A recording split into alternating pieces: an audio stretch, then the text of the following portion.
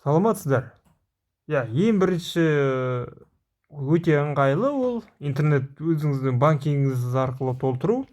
Білесіздер, мобильный связь деген сияқты. Каспий банкте оған дейін единица қалай толтырып жүрдіңіз, изида дәл сондай. Екінші ол терминал кез келген касса 24, киви деген сияқты. Изи операторын таңдайсыздар, ол да оңай.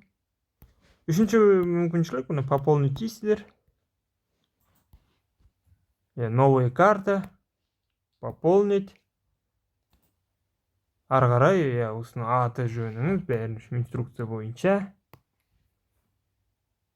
Изидің айту бойынша комиссия жоқ дейді, ешқандай комиссия жоқ. 0 комиссия.